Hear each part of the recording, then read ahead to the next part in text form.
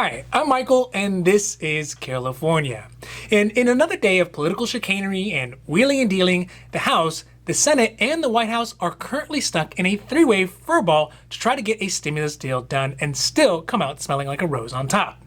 One of the main problems with the negotiation is still the total cost, but this is becoming less and less of an issue as the White House is increasingly beginning to concede on the budget for this bill. But another emerging roadblock to getting another stimulus deal passed is timing. Each of the three combatants have very different perspectives on when a stimulus package should or could actually get passed. So today we are doing a continual update on the stimulus package negotiations as they hopefully enter into their final evolution.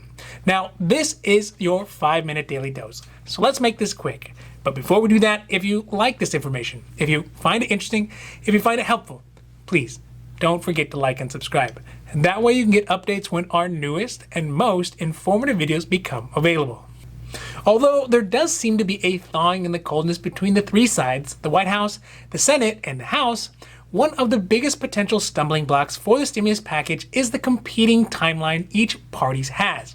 This is because even if they all do fundamentally agree on a stimulus package, the timing of a package passing will have political ramifications. First and foremost, the president and the White House, they need a stimulus deal really months ago. The president's polls have been slipping, and the confirmation of Amy Coney Barrett will only hold so much water to boost the president's ratings.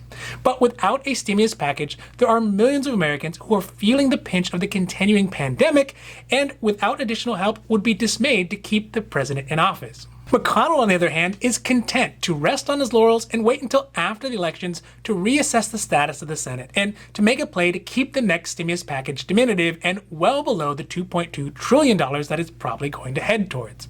And finally, Pelosi. She has the goal of passing a deal before the election, showing it as a political win, but wants to actually get the payments out to folks after the elections. So all that political boost that would go to Trump really doesn't matter anymore because the election will have been over.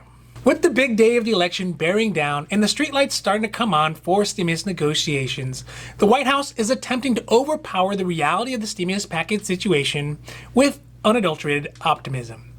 This is apparent when on Wednesday, Mark Meadows, the White House Chief of Staff, said that with regards to the stimulus package, quote, "I am optimistic. We do share one goal, and that is hopefully to get some kind of deal done in the next 48 hours or so," end quote. Additionally, he said, "We are still apart, still a number of issues to work on, but the last 24 hours have moved the ball down the field," end quote. But moving the ball down the field is very different than scoring. You can ask any Chargers fan about that.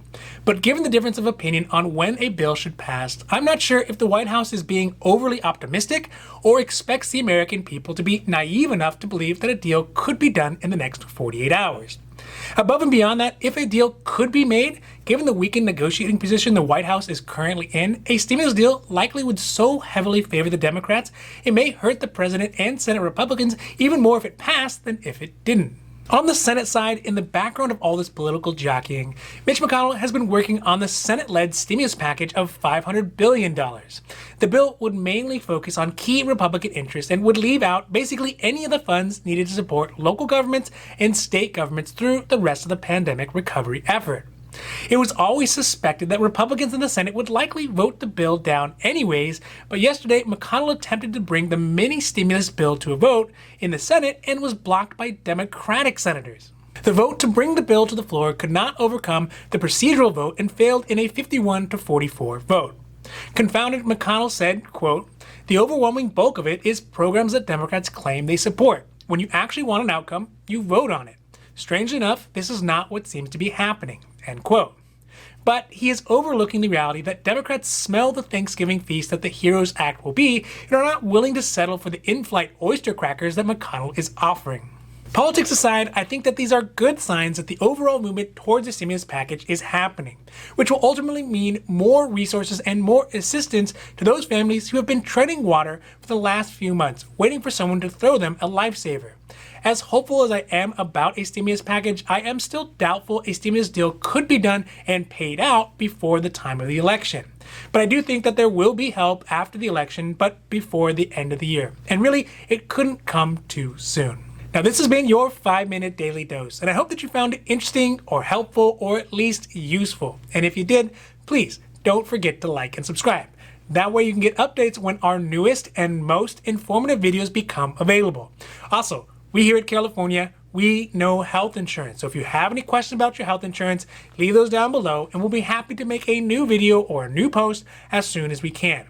Now, other than that, I am Michael and this is Carelifornia, wishing you a happy, healthy day.